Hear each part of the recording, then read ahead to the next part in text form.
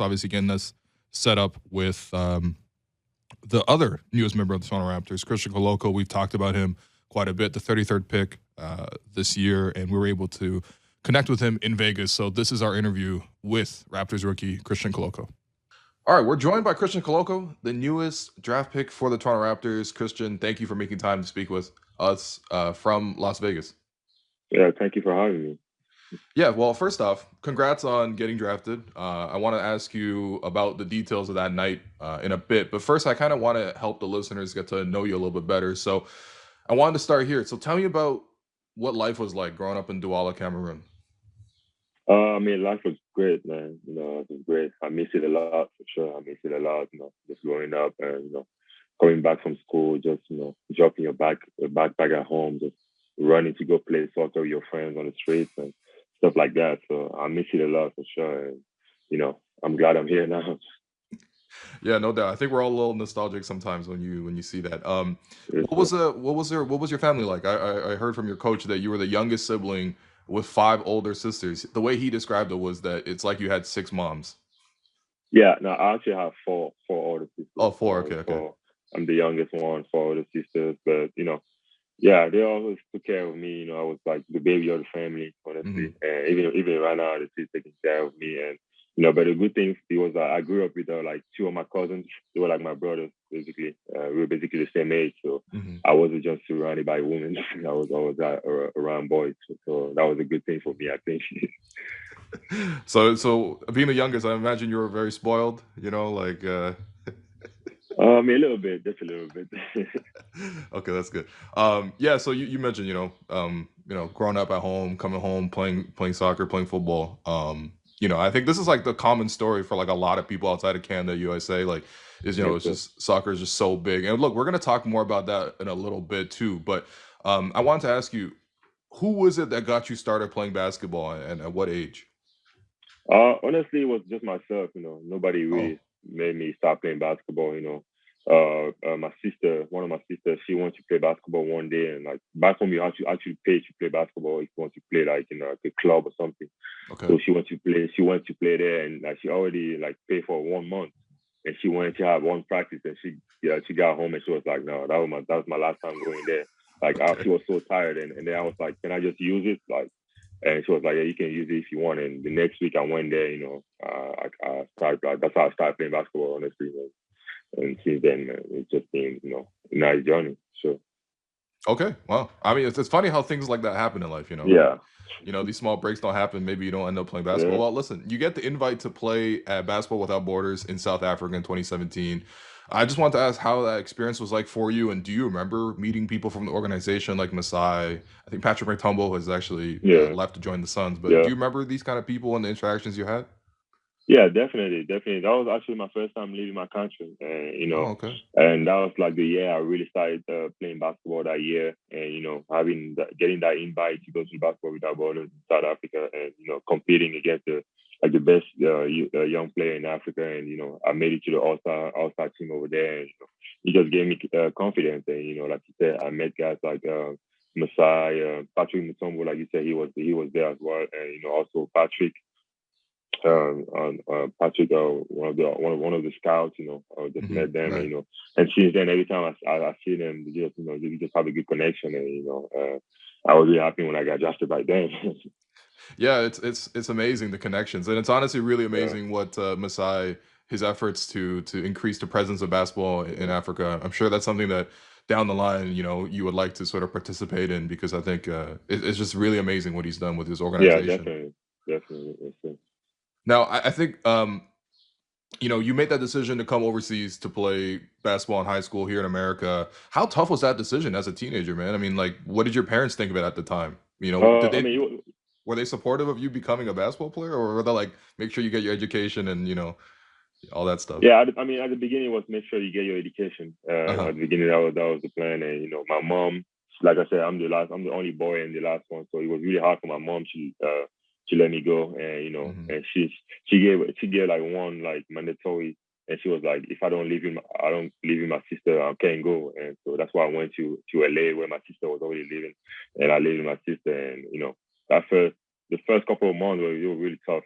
Just me, my English wasn't really good.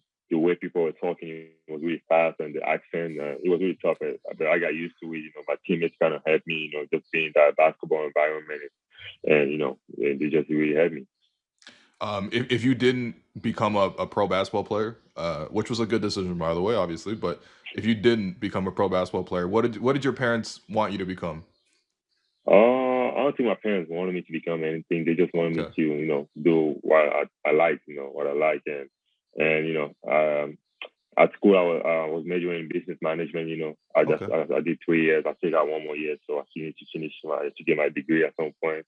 But that's something I'm really interested in, like business management. So I think it will definitely be something around that. So. Businessman, I get. All right. What was the recruitment process like? Which schools were after you? Where received offers from, and why did you ultimately choose Arizona? Oh yeah, I had a lot of school. A lot of school when I first got here to the United States, but Arizona was one of the first ones. Hmm. They actually came to one of my first game in high school, and they came to recruit one of my teammates who actually ended up going to Arizona. We ended up playing at Arizona together at some point, and they were coming to recruit him and to watch him play. And at the end of the game, and they offered me a scholarship right away, and I was Oh, just like, oh. Like I was like, oh, is that easy to get a scholarship? Like I was actually looking at my sister like, is that easy to get a scholarship? And then since then, I just built a good relationship with Coach Sean Miller, who was the coach at the time, and we hmm built a good relationship. And he was checking on me like every week, and I really liked like the business. They had a really good business school, and the basketball team, and it's just one of the best basketball teams in the country. So I was just like, this is just the perfect fit for me. yeah. I mean, you got to play with a lot of like future NBA players in that Yeah, program, and obviously even this year. I mean, I yeah, think you were one of three guys, right, to make the league and get yeah. drafted. Yeah, I was talking to Coach Jack Murphy earlier this week, and he was telling me that, you know, okay. COVID impacted you more than anyone else on the roster. Because I think at the start of it, when you first came in, he was saying how you were like about 200 pounds. And by the time you left Arizona, you're probably like One ninety 230. five. How much? Yeah, one was 195. Yeah. What are you now? What do you, in terms of, Around 225. I kind of lost a lot during this pre-draft process, just traveling, okay, all okay. this stuff. So I'm like around 225, I think. Well, yeah, he was mentioning that like as soon as you got into the program, their focus was like, we got to get you stronger. Right. And Yeah, I think that definitely. this past year, in your junior year, you really were able to sort of put it together. And I just wanted to ask, like, what was that impact of like seeing that work in that you put into your body? How did that translate to like tangible results for you on the floor? I feel like it just gave me more confidence, just more Okay. confidence, like knowing that I've been working on my body, working on my body, getting stronger. And like every time I was stepping on the court, I felt it. I felt I was way stronger. And, and I always knew like for me was getting stronger. Getting stronger was going to help me down the line. I'm feeling even right now, like if I continue to get stronger, I think I'm going to be a better player. And that's something I'm continuing to work on. And I'm going to keep working on it for sure. Right. Yeah. Now, Coach Murphy was also telling me that there was this game this past season against Michigan. That was like a big breakout game for you. You were matched up against Hunter Dickinson, 7-footer. He weighs like 260, maybe even more. Yeah. It was all American. And coach's words to me was that you completely dominated the matchup. So let me hear your memories of that game and sort of like what that did for you confidence wise. I think that's the game that actually gave us the confidence, the whole team. Like not Mm, only me, Dylan, Ben, all those guys. They gave us the confidence. Coming into that game, nobody was talking about us. Like literally, nobody was talking about Arizona. And Michigan was ranked number 4 at that time. right. And we knew, like we knew ourselves. Like we knew we were a good team. We knew we had good players. So coming to that game, we were just like our mindset was just go in there and destroy them. And we get out there. We started the game, and we felt good. We felt good. I was that was probably one of my best games this year for sure. I had and playing against Hunter Dickinson, who's a really good player, and like I said, 7 feet. He's not 260. I feel like he's like 280. And Okay. so he was Oh, damn. yeah. Okay. So it was really challenging, and for Uh me, it huh. was just Yeah. this is my third year in college, so this is the type of game I want to play, the type of environment I want to play in, and just going to that game was just having that mindset that we want to win. And the game during the game, we just playing hard. We just playing harder than them, and we got that winning. From there, and that gave us all confidence. Yeah, I mean, I was looking at the highlights just now. Actually, I think you had 22 points, 4 blocks. And then I was also looking at your box score, and I saw against TCU, crazy game, Yeah. OT, NCAA Yeah. tournament. You played 40 minutes. I think you had like 28 points. You shot like 12 of 13 from the field, 12 rebounds, 3 Yeah. blocks, and you had like the game clinching putback dunk to Put like back. seal it. Yeah. I definitely remember that game. Yeah. You know, You know, that was probably the most minutes I ever played. I think it was 40. That's literally the whole game.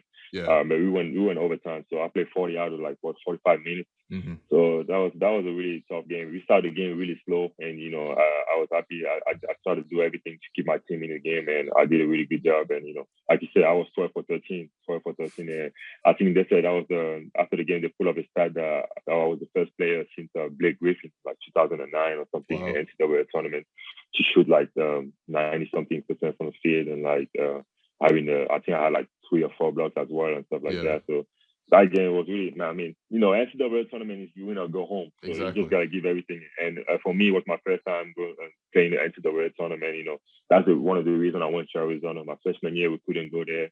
Mhm. Sophomore year, same thing. And so that was my only chance to actually play at that level. And, just going out there and giving it all. Yeah. Do you remember the one shot you missed? What was it, man? I actually don't remember the one shot I Okay. missed. I don't remember. I actually don't remember. Sometimes you just like jump for a rebound, you tip the ball or something, and they just count that as a Yeah, and they shot or count it something. as You a know what I shot. mean? So I don't know. I don't remember. Okay, fair enough. All right, so you entered the NBA draft this past summer. What was that process like? I mean, how many teams did you work out for? And yeah, I mean, I just imagine it's like every player essentially when I ask them this question always says like worked out for like 20 teams and like 15 days and Yeah. just flying around nonstop. Was that the same thing for you? Yeah. This process, it was crazy. It was actually crazy. But the crazy thing is that I didn't even work out for Toronto. That's the crazy thing. Okay, And why I got not there though? to Toronto. Why I not? couldn't. It was a long process, man. We all, the visa stuff, all the stuff. Okay. It was a long process, man. And I kind of, Toronto, like I said, they've been following me for a long time. So they kind of Right. already knew who I was as a player, as a person. And yeah, but the process was crazy. I think in 3 weeks, I worked out for 12 teams and, just Yeah. going from team to team. Sometimes you got to be at the airport the whole day. Sometimes your flight get delayed, your flight get canceled. You got to find a hotel to Jeez. stay. It was just, man, it was exhausting. I ain't gonna lie, it was exhausting. Sometimes you get to the workout, you just don't want to be there. Like your mind is you're just tired, and you just like sometimes you weren't even tired physically. You were just tired mentally, and you just have to push through it. And it was fun though. It was fun just traveling around the country, seeing all the different teams, the facilities, meeting new people, and like working out against the best players. So it was really fun, but at the same time, it was exhausting. Yeah, no, it sounds really exhausting, man. Well, listen, Yeah. the draft process, right? It's kind of weird because a lot of people who haven't seen you before all of a sudden have to make a lot of judgments on you in a very short amount of time. And I feel like one of the things that happens is like people make these draft videos about people, and they got like Yeah. strengths and the weaknesses, and then they show like a little Yeah. spreadsheet or whatever, and then some highlight clips or whatever. So I don't know if you watched some of those about yourself, but when you saw some of the analysis around like yourself as a player, was there something that stood out to you? Was like, I don't think that's true about me, like something that reports or scouts or things were saying about you where you're like, I disagree with like this sort of critique of my game? There's a lot of things. I think by the end of the year, I think a lot of people were talking about the TCU game. Like they were talking about I got bullied on the block and stuff like that. What? And every time I was seeing it, I was like, what? Like, yeah, I mean, he got a lot of offensive rebound, but if you really watch the game, all the offensive rebound were because I went to contest the shot and they missed it. Right. And my guy got the rebound. So sometimes I'm just like, those guys, they don't even watch the game. They just watch the, like look at the stats and they do the thoughts. So sometimes I just try not to care about it. I just play my game. But sometimes when I watch those comments, I'm just like, man, these guys, they don't know what they're talking about. Yeah, well, luckily, Masai and Bobby and these guys, they're very, very detail oriented. They know what's up. Well, listen, there's also this graphic that went around Twitter a lot where at the draft combine, you were second on this list. You shot 16 to 25 on something called a 3-point star drill. Yeah. So, what is that drill? And also, I've been hearing you getting up like 1,000 shots per day. So, I want to ask you about your 3-point shooting, but tell me about this drill first. I mean, that drill, if I remember, it was just a drill. You got to shoot like one shot, or 1-3 corner, wing, auto wing, corner, top of the key for like, I don't know, 2 minutes and 30 seconds or 3 minutes, something like that. Man, I just got hot. I was shooting good. And, since the season ended with Arizona, like you said, I've been shooting a lot, like you said, almost probably 1,000 shots a day, with my trainer, Chris Johnson, we worked a lot on my shots. We fixed a lot of things. And we just gave me a lot of reps. You know, I Mhm. always knew I can kind of shoot the ball, but for me, it was just being consistent, working, having the same mechanic every time I shoot the ball, and that's something I really focus on. And and I feel like my shot got better. And like I said, now I just need to be consistent and be more focused when I'm shooting the ball. Yeah, no, I mean, it'd be really exciting, especially if you can add that to your game consistently. Because I think that's something where, in like a scouting report, for example, you didn't get that role to shoot like that in Arizona, but the more you work on it, and I know Nick Nurse basically gives everybody a green light.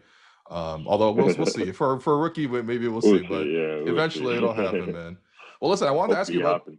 Yeah, well, I wanted to ask you about draft night. So, like, I saw there was like some videos and stuff like that. A lot of people at your draft party. It seems like you got a lot of family around you. Yeah. But were you a little nervous? Were you expecting to go in the first round? Was there any sort of hard feelings about that?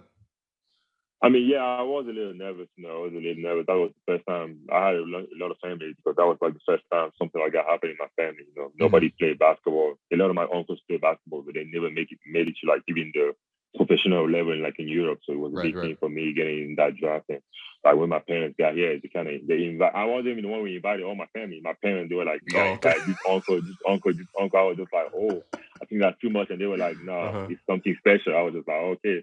So it Uh-huh. kind of took the stress off me a little bit, kind of having my family there. But yeah, that night it was fun. Just I started the night just watching my teammates get picked, like Ben Matron got picked six, Darren Right. Payne getting picked 18, and some of the guys I was working out with, they're getting picked too. So it was kind of fun. And yeah, I mean that's true. I kind of expected to get drafted kind of like first round, late first round, but when it didn't happen, I was just like, man, like God, everything God does is for a reason, and Right. and when that didn't happen, I was like, I kind of felt like it was going to be Toronto, and Hmm. being Toronto, I was totally fine with being Toronto because I knew they know me, I have a good relationship with like Masai, Patrick, the scout, and also they got somebody like Pascal Siakam who's from the same city as me, so it was just the perfect. I felt like it was the perfect fit for me. Like even though sometimes as a player, young guy, you want to go always want to go first round, but like at the end of the day, I feel like that was the best fit for me for sure. Yeah, you're in good hands here, man. The Raptors have a really good reputation, Yeah, and obviously, if you work hard, and stick to the plan, like there will be a role, and there will be eventually, obviously rewards, money and all that stuff down the line. So yes that's sir, all good, man. I'm really happy you're here. yes So sir. I want to ask you, like, so you're down in training camp right now in Vegas, right? So, like, well, what's the workouts been like right now? Like, are you guys doing 2-a-days and all that kind of stuff? Like, what's been the preparation so far, just in advance of summer league? Oh yeah, definitely. We doing 2 days, 2 days. We had a scrimmage today, and we did two days. Yeah, that was the first time we practiced together was on Tuesday. We haven't had a chance to practice together, so Okay. Tuesday was the first time we actually had the whole team together. And we practiced like me. I was in LA. We practiced working out with Ron Harper Jr. and Oh, DJ okay. Wilson and some other guys. I don't know where they were. We just met here for the first time on Tuesday, and we practiced and just trying to get to know each other and just walk toward the same goal, just winning and getting each other better. Nice, nice, nice. Yeah. Are you? How's the quality been like? I'm sure you've obviously already been playing with like NBA quality players, obviously at Arizona and stuff like that. And I'm sure you played against them as well. But in this environment, where it's really competitive, you got a lot of guys who have been pros before. Yeah. Is it nerve wracking a little bit? Are you nervous at all, or is it just like it's just basketball? No, I'm not nervous at all. It's just, like you say, it's just basketball. But Hmm. I try to learn from them.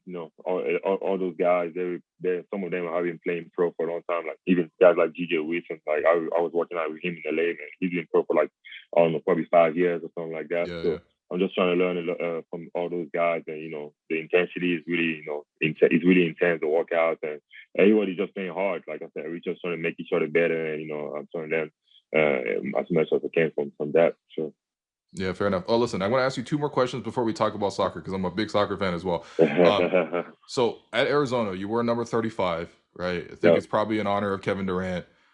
yeah, Was he like your favorite player when you're sort of growing up and stuff like that? And what is it that you admire about his game? yeah. He's still my favorite player. Like I started playing basketball when I was like 11, 12, and at that time, he was my favorite player, and Okay. he's been my favorite player since. So, and when I got to the state, I just picked that number because Hmm. I'm not really a big superstitious guy. Like I just had to pick a number. I was like, man, I don't know what number I'm gonna pick, and then I was like, I'm just gonna pick number 35 like Kevin Durant when I was in high school, and then since then I just kept the same number. And Okay. I just love his game. Somebody like his size, the way he move, and the way he handle the ball, like his shot abilities, just all. I just feel like for me he's the best player in the world right now, and he's just different, man. I don't even know how to describe it. Yeah, I'm not gonna ask you about any of the trade rumors that may or may not be happening and stuff like that. You're a rookie, man. I'm not trying to get you in trouble whatsoever. Good thing you don't ask me. Yeah, no, just a lot of appreciation for his game. I get it, man. I was also going through your Twitter a little bit, and you show a lot of love to a lot of NBA stars, right? One of those guys is Cameroonian, Joel Embiid. How excited are you to eventually play against him this season? I mean, you'll probably be guarding him, man. Man, I don't even know what to describe it. It's crazy, man. It's crazy. The crazy thing for sure is that I'm going to be teammates with Pascal. We're from the same city and from the same country and everything. And, guys like Joel Embiid, when I got to the U.S., man, those are the guys I was watching. I was watching them play, and I was just like, man, this guy, man, he keep getting better. And, and just now I'm going to have the chance to play against him. I don't even know how to describe it. I'm just excited. I mean, I can't wait for it. And, I know it's going to be tough, but, that's why we're here. And, I can't wait for that moment for sure. Yeah, man. It's just gonna be basketball, but listen, man, he's coming, man. Yeah. He's a tough cover. He's a very tough cover. All right. Well, lastly, I want to talk about football or soccer, as they say here. So, when you played, obviously you're tall, right? So they definitely try to play you at striker or in net, right? Yeah. Yeah. I was basically playing either striker or like goalie sometimes, because I was the tallest one for sure. So, well, what were some of the strikers that you liked watching growing up? Oh, definitely the one I like was Samuel Eto'o. Yep. So he's from Cameroon. He's one of the best ever. Ronaldo, the Brazilian. Ronaldo, I don't know if you know Ronaldo, the Brazilian, and like guys like Luis Suarez he played for Barcelona, which is my favorite team, and guys like Zlatan Ibrahimovic, all those guys, man. I'm a big soccer fan, even right now I still watch a lot of soccer. So that's why I like my hobby when I'm not watching basketball, playing basketball. Yeah, no. I mean, listen, man. Barcelona. I mean, you guys have had some of the most gifted scorers ever. You know what I'm saying? You left out Thierry Henry in that era. You know what I'm saying? Yeah. Obviously Neymar, Messi. I heard Messi's. Messi's the GOAT. I've seen that on your Twitter and stuff like that too. I mean, he is the GOAT though. That's not even a debate. Yeah, exactly. Can't even argue about that. Come on, man. All right. Well, listen. I mean, do you play FIFA at all? I mean, yeah, that's basically the only game I have because I haven't actually played in like a long time because I've just been on the road and you don't have time. Yeah. The first time I played was actually like yesterday. In like 2 months, that was the first time I played, and that's basically the only game I play when I want to play. To be honest, that's my only game, FIFA. Fair enough. Yeah, I mean, I was gonna say, I just assume you always play with Barcelona and stuff like that, which is kind of unfair. I'm not gonna lie to you, bro. It's not unfair. They know they're good. They're terrible right now. Oh, well, you said that, not me. You said that, not me. If you use them, it means you just a true fan, But they're not good right now. We're gonna get back to where we used to be, but yeah, fair enough. We're gonna get back to it, man. But right now, it's not that, man. Yeah, well, listen, I was actually just talking to Otto Porter Jr. yesterday, and he was telling me he's a Barcelona fan as well. So you should definitely try to talk about that. Yeah, with him. That's good. That's a good thing. I heard Pascal is a Real Madrid fan, so no, you know what? Pascal told me that one time, but then another time I asked him, and he said he was also a Chelsea fan. So I gotta get that clear. Like, I mean, Chelsea is different, but like when you're a Real Madrid fan, man, Barca is like the rivalry is really big, so it's crazy. Yeah, fair enough. Well, listen, man, you were talking about last question. Really, it's just you were talking about you guys are gonna come back. Barcelona's gonna come back. Well, listen, I actually wanted to show you something right here. I just wanted to get your thoughts on what you see, what you feel when you see this, and maybe just ask you where you were on the night of May 7th, 2019. Don't do that. Come on. Don't do that. I was at home watching the game with my dad. He was actually making fun of me because I almost cried. I used to put so much emotion into soccer. Like when my team was losing, I was almost crying. Like I remember 2014 when Argentina lost the World Cup. Like I was crying. Like I was the one who lost it. Like my country lost. So yeah, I was actually I'm actually a big Liverpool fan. That's my team in England. Good. Liverpool. Good. So Liverpool or sometimes Man City, but Liverpool. Whoa, I used to love Liverpool. You can't switch like that, man. No, it's Liverpool for you. You said you like Luis Suarez. That's your team. Yeah, that's what I'm saying. When you have Steven Gerrard and all those guys, but yeah, that was a tough 9 though. Don't do that, man. Come on. Yeah, I'm a Liverpool supporter. I'm sorry I had to, man. Corner taken quickly and all that stuff. Well, listen, Christian, I appreciate your time. Best of luck out in Summer League. And yeah, man, I can't wait to see you on the court. Thank you. Appreciate you, man. Thank you.